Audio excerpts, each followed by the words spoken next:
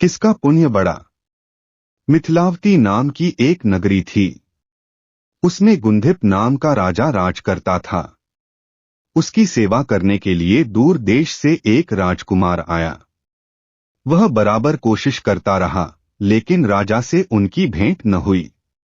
जो कुछ वह अपने साथ लाया था वह सब बराबर हो गया। एक दिन राजा शिकार खेलने चला। राजकुमार भी साथ हो लिया। चलते चलते राजा एक वन में पहुंचा। वहां उसके नौकर चाकर बिछुड़ गए। राजा के साथ अकेला वह राजकुमार रह गया। उसने राजा को रोका। राजा ने उसकी ओर देखा तो पूछा, तू इतना कमजोर क्यों हो रहा है। उसने कहा, इसमें मेरे कर्म का दोष है। मैं जिस राजा के पास रहता हूं वह हजारों को पालता है, पर उसकी निगाह मेरी और नहीं जाती। राजन, 6 बातें आदमी को हल्का करती हैं। खोटे नर की प्रीति, बिना कारण हंसी, स्त्री से विवाद, असज्जन स्वामी की सेवा, गधे की सवारी और बिना संस्कृत की भाषा। और हे राजा, ये 5 चीजें आदमी के पैदा होते ही विधाता उसके भाग्य में लिख देता है: आयु, कर्म, धन, विद्या और यश। राजन, जब तक आदमी का पुण्य उदय रहता है तब तक उसके बहुत से दास रहते हैं। जब पुण्य घट जाता है तो भाई भी बैरी हो जाते हैं। पर एक बात है, स्वामी की सेवा अकारथ नहीं जाती, कभी न भी फल मिल ही जाता है। यह सुन राजा के मन पर उसका बड़ा असर हुआ। कुछ समय घूमने घामने के बाद वे नगर में लौट आए। राजा ने उसे अपनी नौकरी में रख लिया।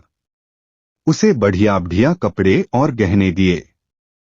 एक दिन राजकुमार किसी काम से कहीं गया। रास्ते में उसे देवी का मंदिर मिला।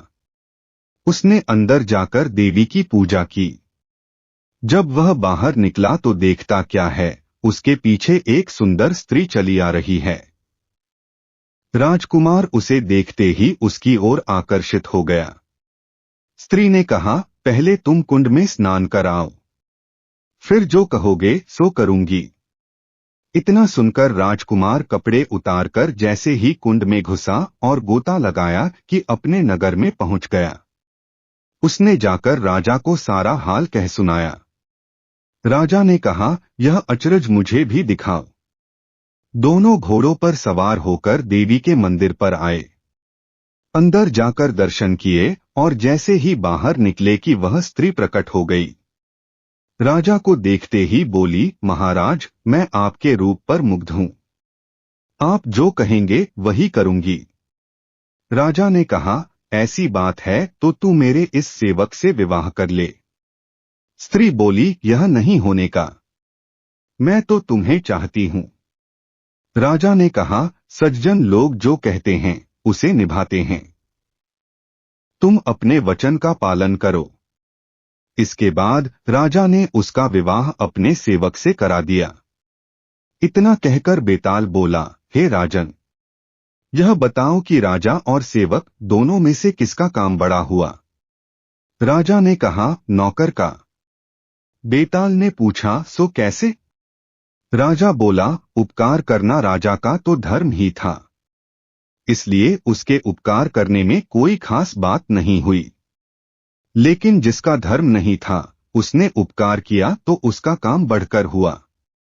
इतना सुनकर बेताल फिर पेड़ पर जा लटका और राजा जब उसे पुन लेकर चला तो उसने 8वीं कहानी सुनाई।